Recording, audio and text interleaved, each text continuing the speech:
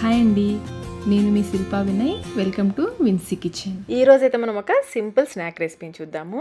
బెంగళూరులో ఇవి చాలా ఫేమస్. అక్కడైతే వీటిని బ్రేక్ఫాస్ట్ టైంలో చేస్తారు. నేనైతే ఎక్కువగా స్నాక్స్కి చేస్తుంటాను.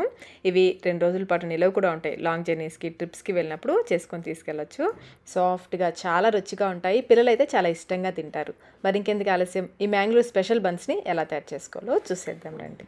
ముందుగా గిన్నెలోకి 2 బాగా పండిన అరటిపళ్ళు, పెద్దవి 2 తీసుకోవాలి. బాగా పండినవి తీసుకోవాలి. ఇప్పుడు ఇందులో 3 లేదా 4 టేబుల్ స్పూన్ల పంచదార వేసుకోవాలి. మనం తీసుకున్న అరటిపళ్ళ స్వీట్ని బట్టి పంచదార 3 లేదా 4 టేబుల్ స్పూన్లు వేసుకోవచ్చు. నేనైతే 4 టేబుల్ స్పూన్లు వేస్తున్నాను. మ్యాషర్తో ఈ అరటిపళ్ళని బాగా మెత్తగా మ్యాష్ చేసుకోవాలి. పంచదార కూడా పూర్తిగా కరిగిపోవాలి. అరటిపళ్ళని అయితే బాగా పండినవి తీసుకోండి, పచ్చివి కాకుండా పండినవి తీసుకోవాలి. ఇప్పుడు ఇందులో 1 టీ స్పూన్ జీలకర్ర, పావు కప్పు ఫ్రెష్ పెరుగు, పుల్లటి పెరుగు కాకుండా ఫ్రెష్ పెరుగు వేసుకోవాలి. 1 చిటికెడు ఉప్పు, కొంచెం వంట సోడా, పావు టీ స్పూన్లు సగం 1/8 టీ స్పూన్ వంట సోడా వేసేసుకుని బాగా కలిపేసుకోవాలి. నేనైతే ఎక్కువగా అరటిపళ్ళు మిగిలిపోయాయి అనుకోండి, బనానా బ్రెడ్ కానీ ఈ విధంగా బనానా బన్స్ కానీ చేస్తుంటాను. ఒకసారి మీరు కూడా ట్రై చేయండి, బాగుంటాయి చాలా. ఎక్కడా కూడా పెరుగు గడ్డలు లేకుండా ఈ విధంగా కలిపేసుకోవాలి. ఇప్పుడు ఇందులో గోధుమ పిండి వేసుకోవాలి. సుమారుగా 2 కప్పుల గోధుమ పిండి పడుతుంది. అయితే మొత్తం ఒకేసారి వేసేయద్దు. ముందు 1 కప్పు వేసి బాగా కలుపుకున్న తర్వాత చూసుకుని కొంచెం కొంచెం వేసుకుంటూ కలుపుకోవాలి. యాక్చువల్ రెసిపీ వచ్చేసి మైదాతో చేస్తారండి. మీరు కావాలంటే మైదాతో కూడా చేసుకోవచ్చు. ఇంకా కావాలంటే 1 కప్పు మైదా, 1 కప్పు గోధుమ పిండి, అది సగం ఇది సగం వేసుకుని కూడా చేసుకోవచ్చు. ఒకసారి వేసిన పిండి బాగా కలిసిన తర్వాత మరి కొంచెం వేసుకొని చూసుకుంటూ వేసుకోవాలి. పిండిని మరీ గట్టిగా కలిపేసుకోవద్దు, కొంచెం స్టిక్కీగా ఉండాలి. మనం బొబ్బట్లకి పిండి ఎలా కలుపుకుంటామో అలా కొంచెం సాఫ్ట్గా కలుపుకోవాలి. నాకైతే 2 కప్పుల పిండి పట్టేసింది. ఒక్కొక్కసారి కొంచెం ఎక్కువ కూడా పట్టొచ్చు, ఒక్కొక్కసారి కొంచెం తక్కువ కూడా పట్టొచ్చు.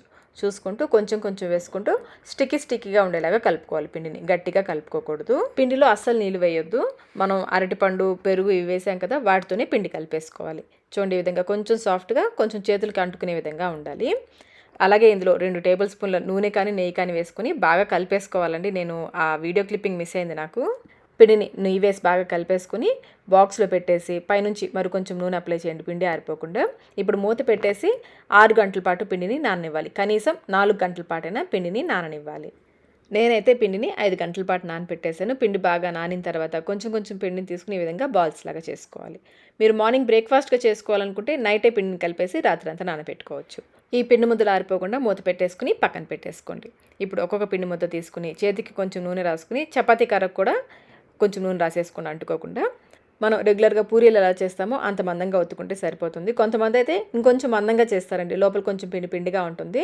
మీరు అలా కావాలనుకుంటే ఇంకొంచెం మందంగా చేసుకోవచ్చు. నేనైతే చూసారా ఈ మందం ఉండేలాగా చేస్తున్నాను. ఇప్పుడు వీటిని కాల్చుకుందాము.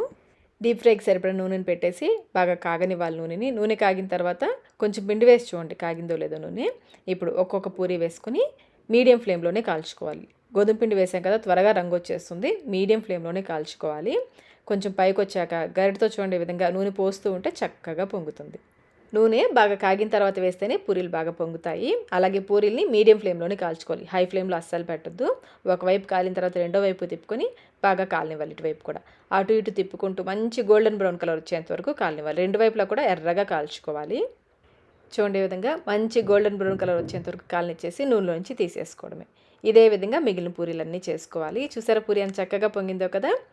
నెక్స్ట్ పూరీ వేసేటప్పుడు నూనెని కొంచెం కాగనివ్వండి. మేమైతే వీటిని బనానా పూరీ అంటామండి. మ్యాంగ్లూర్లో అయితే వీటిని బనానా బన్స్ అంటారు. ఇంకొంచెం మందంగా చేస్తారు, లోపల కొంచెం పిండిగా ఉంటుంది, అలా కూడా బాగుంటాయి. మా ఇంట్లో అయితే ఎక్కువగా ఇలాగే ఇష్టపడతారు. నేను కొంచెం పలచగా చేశాను. మీకు లోపల కొంచెం పిండిగా కావాలి అనుకుంటే ఇంకొంచెం మందంగా చేసుకోవచ్చు. అలాగే పూరీని అన్ని వైపులా కూడా మంచి రంగు వచ్చేంత వరకు కాలనివ్వాలి. చూడండి, గరిటతో ఈ విధంగా చేస్తూ అటు ఇటు తిప్పుకుంటూ అన్ని వైపులా కూడా మంచి రంగు వచ్చేంత వరకు కాలనివ్వాలి. చూసారు, ఈ విధంగా బాగా కాలనిచ్చేసి నూనెలోంచి తీసేసుకోవడమే. ఇదే విధంగా మిగిలిన పూరీలన్నీ చేసుకోవాలి. అంతేనండి, సాఫ్ట్గా ఎంతో టేస్టీగా ఉండే బనానా బన్స్ అయితే రెడీ అయిపోయి, Mangalore special banana buns ready అయిపోయి. చూడండి చక్కగా పొంగాయి కదా. మరి మీరు కూడా ఒకసారి తప్పకుండా ట్రై చేయండి. ట్రై చేసి మీకు టేస్ట్ ఎలా అనిపించిందో మాకు కమెంట్ రూపంలో తెలియచేయండి. వీడియో నచ్చినట్లయితే లైక్ చేయండి, మీ ఫ్రెండ్స్కి, ఫ్యామిలీ మెంబర్స్కి షేర్ చేయండి.